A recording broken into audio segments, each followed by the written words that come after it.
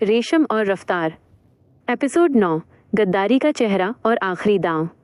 अंधेरे हॉल में सिर्फ आर्यन और महक की तेज होती सांसों की आवाज थी। टॉर्च की एक तेज रोशनी महक के चेहरे पर पड़ी। सामने खड़ा शख्स कोई और नहीं, समीर था।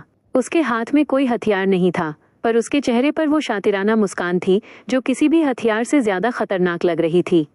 समीर, तुम? आर्यन की आवाज में यकीन से ज्यादा दर्द था। मेरे भाई के नाम पर तुम मुझसे सालों से पैसे ऐंठ रहे थे? तुम जानते थे कि शौर्य निर्दोष था? समीर ठहाका मारकर हंसा। आर्यन, तुम बिजनेस के राजा हो सकते हो, पर जज्बातों के मामले में तुम हमेशा से कच्चे रहे। शौर्य तो मर गया, पर उसकी गलती मेरे लिए सोने की खदान बन गई। और ये लड़की, उसने महक की तरफ इशारा किया, इसने तुम्हारी फाइल्स क्या देख ली, मेरा पूरा प्लान ही चौपट कर दिया। आर्यन ने महक को अपने पीछे छुपा लिया। उसकी मुट्ठियां भिंच गईं। आज के बाद तुम्हें 1 रुपया नहीं मिलेगा समीर।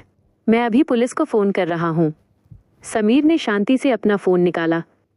कर लो, पर याद रखना, पुलिस के आने से पहले ये विला और इसमें मौजूद तुम दोनों एक गैस लीक एक्सीडेंट का शिकार हो जाओगे।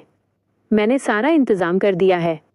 महक ने महकते हुए गैस की हल्की सी गंध महसूस की। उसका वकील वाला दिमाग तेजी से चला।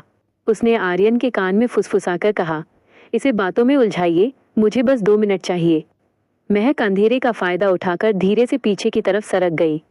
वो जानती थी कि समीर ने फोन पर जो धमकी दी थी वो उसने रिकॉर्ड कर ली थी। उसने अपने फोन का कैमरा ऑन किया और छिपकर समीर के कबूलनामे को रिकॉर्ड करना शुरू कर दिया। समीर, तुम ऐसा नहीं करोगे, हम बचपन के दोस्त हैं। आर्यन उसे उलझाने की कोशिश कर रहा था। दोस्ती? तुमने हमेशा मुझे नीचा दिखाया आर्यन। तुम्हारी कामयाबी, तुम्हारा नाम, मुझे सब खटकता था, समीर चिल्लाया। तभी महक ने आवाज दी, खेल खत्म हुआ समीर। हॉल की लाइट अचानक जल उठी। महक के हाथ में उसका फोन था। तुम्हारे कबूलनामे की वीडियो क्लाउड पर अपलोड हो चुकी है। अगर हमें कुछ भी हुआ तो ये सीधे पुलिस कमिश्नर के पास पहुंच जाएगी। और हाँ, गैस नॉब मैंने बंद कर दिया है जब तुम आर्यन पर चिल्ला रहे थे। समीर का चेहरा फक पड़ गया। उसने भागने की कोशिश की, पर आर्यन ने उसे एक जोरदार घूंसा जड़ दिया। सालों का दबा हुआ गुस्सा उस एक मुक्के में था। कुछ ही देर में पुलिस विला पहुंच गई। समीर को ले जाते वक्त उसने महक को नफरत से देखा, पर महक की बादामी आंखों में अब कोई खौफ नहीं था।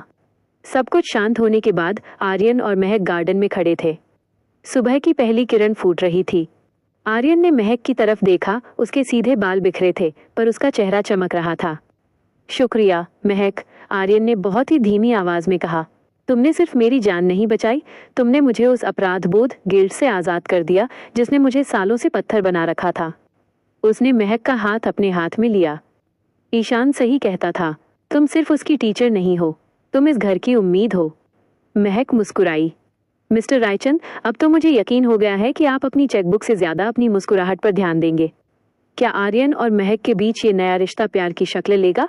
क्या शौर्य का नाम अब पूरी तरह साफ हो पाएगा? और कल जब महक ऑफिस जाएगी तो क्या नई शुरुआत उसका इंतजार कर रही होगी?